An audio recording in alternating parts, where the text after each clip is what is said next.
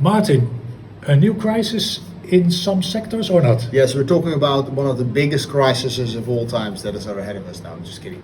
There's a big collapse in the steel price. The steel market is under a lot of pressures, and you could say that it had the biggest collapse of the history. What has been written in a lot of newspapers. And what is actually going on is that the metal price, the steel price, has gone down to the lowest level of the past year and a half.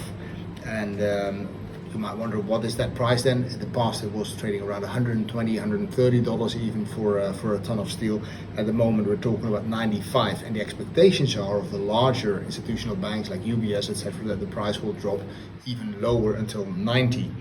And that is also the reason that the president of the largest steel company in the world, which is Baowu, I hope I pronounced it correctly, Steel, he announced that he is very, very worried about the steel market on itself and the economy on itself in the entire world.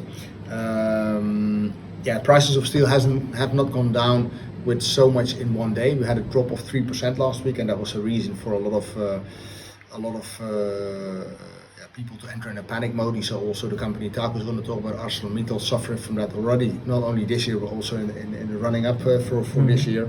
And the most important thing what I picked out of the article is that the president of the BaoSteel expects that we're going into a crisis that is even bigger than 2008 and 2015. And why is this so important? Because many times the steel price is an indication, is like the barometer, the thermometer of the situation of an economy, of a country itself. And China, as we know, is a giant company, and therefore, very important. If the steel price is going down there, that also has its effect on other countries. There's an oversupply. That's something that was known actually already a little bit. There's a lot of steel lying still in the ports of the Asian giant. And if you then look at how much steel is actually coming from China all over the world, it's about 70% of the steel production in the whole world is coming from China. So until the summer, there was not really an indication that the steel price was going to go down so much, because we were actually, the production and what was taken out of the production was sort of like in balance.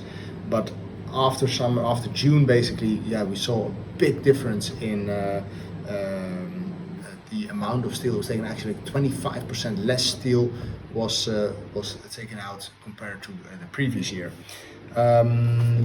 So I think this is an important factor, because economies, many times steel prices, we saw that in different crises in the past, that stock markets are always slightly ahead of the economy. And I think with something like this happening, whether it's ArcelorMittal or BaoSteel, the biggest steel company in the world, that is some sort of warning, I think, for an investor, that I wouldn't say a recession warning, but something is happening here. Because if everything was right, we would need much more steel than we were taking out. So you see that it's coming to a pause. And with it, I'm referring to the economy. Taco, I mentioned BaoSteel. You did an investigation on the circumstances, situation with ArcelorMittal. I totally agree. It's actually the similar statements from them.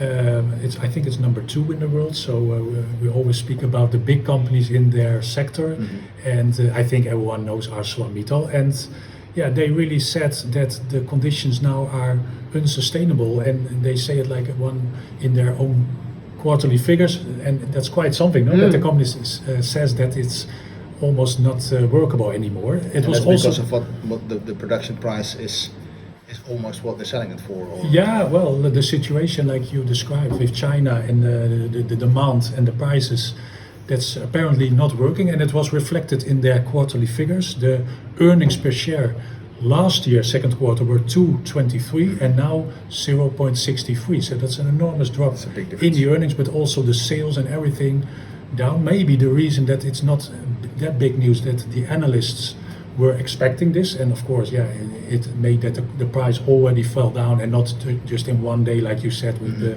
steel price itself. It was gradually going down, but it doesn't make the problem any smaller, of course. The company, the holding based in Luxembourg, in case you didn't know, 126,000 employees. And yeah, if we have look at the stock price, the last 10 years, it has been very volatile now, trading above the 30, but also under 7. Not too long ago, during COVID, it was also at that level, and also years ago. So it's a quite volatile stock, but also more recently, the beginning of this year, it was still trading 25 a few months ago, and now under 20.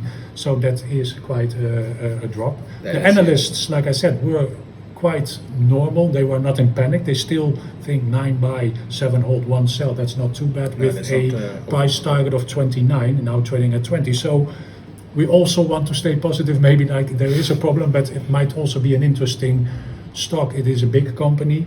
The assets, $84 billion and $9 billion of debt. So that's okay. Well, the figures, like I said, the earnings per share, that was quite alarming. But they're still paying 2% expected dividend for 2024, 47 cents. So that could be a reason, that if the market would be a little bit stable, steady, then of course the 2% is not very good, but also not that bad. They don't score very well in the ESG, the environmental, social governance principles. That could be something also on the long term that is a little bit negative for this company. But like I said, the price now around 20 today, it was under 20.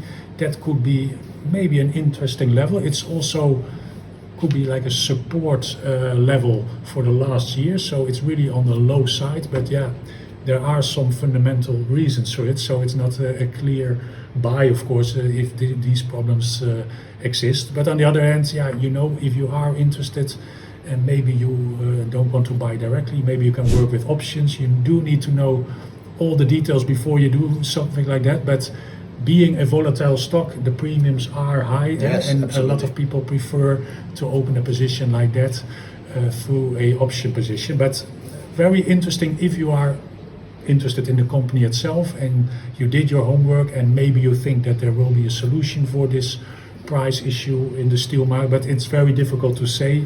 And I also agree with you that this can be like the first part. It's like looking at inflation, right? You produce, you stop producing, but at the end of the day, you already produce, so your costs have made, you have still sell it. It's a difficult one. It's a very difficult one, and maybe also better to not do anything with it, But the price itself, I think we know a lot of investors that have a position or considering position in the biggest, one of the biggest companies. So, if you don't have any position, that might be an idea to have a little bit, but be very careful. Thank you for watching. Thank you very much. Give us your thumb, and we see you next week. Bye.